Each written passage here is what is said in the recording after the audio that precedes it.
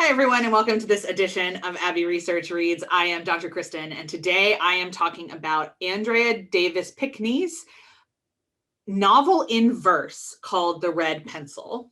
This is a YA, young readers, I don't even know the age. The themes of it are definitely just universal, but it is from the perspective of a young girl, I think around 11, and her life in Sudan, both before the Janjaweed militia group burns out her village and after, as she goes into an internally displaced persons camp, and what that kind of looks like. So again, like I said, it's in verse, which is a different reading experience for me. I don't love reading things in verse. I think the only other one I've really kind of gotten through was Jacqueline Woodson's Brown Girl Dreaming.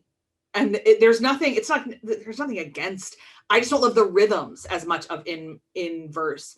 However, I can't recommend this book highly enough, whether you care about in verse prose or not. I mean, guys, this book is just, I've never been an 11-year-old girl in Sudan. I don't know if you have. I've never lived in an internally displaced persons camp. I don't know if you had.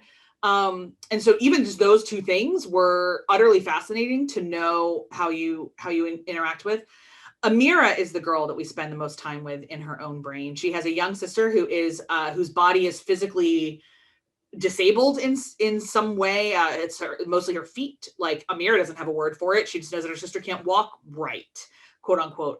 And so that's a thing. She has a mother who does not understand her, and a father who she is deeply close to.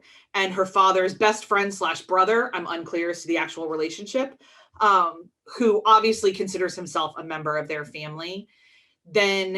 And all Amira, when we are first with her in the beginning, all she wants is to go to school. Her very best friend, when we meet her in the very beginning, her very best friend gets to go away to school.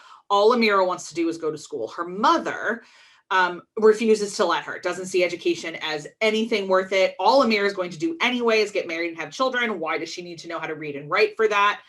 It's a very angry, Amira receives it as very angry, and my adult sense kind of immediately flagged, like, I wonder if Amira's mother is ashamed that she can't. And it's like one of those, like, if I can't do it, then my daughter can't either, because I can't face that. I don't know. It kind of tipped to that in the end, that maybe that was part of the motivation.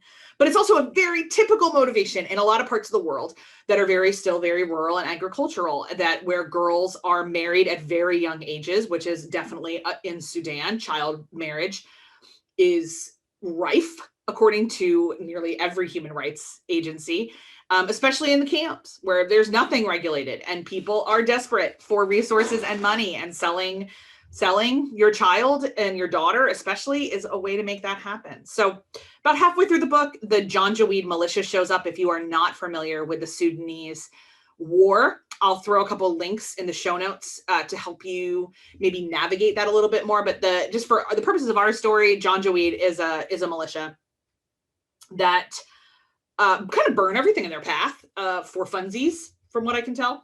And they end up killing her father. And so the father's best friend kind of takes this family and they walk forever. The verses in which they're walking is incredibly poignant and reminds us that refugee and IDP is not a choice ever.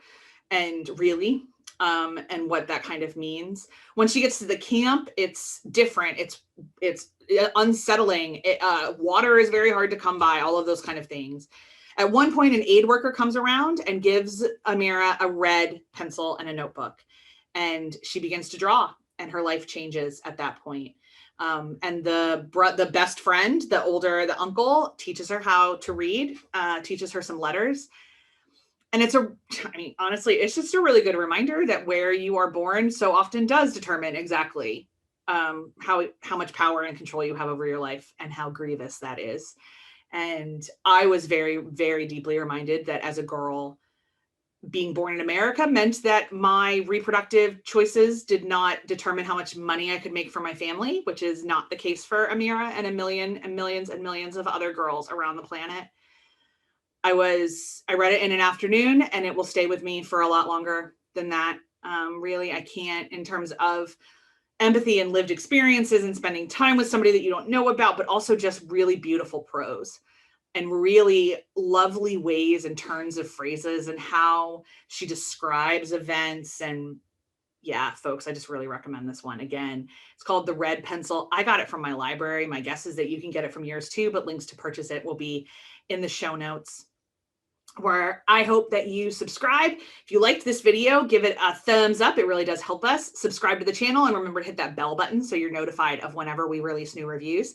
If you like our content as well and you want to talk about more than just books, head over to our main channel, Abbey Research, where we are doing empathy conversations around art as well over there, just more lived, more watched art, and also lots and lots of lived experiences and cultural analysis from a non-literary perspective.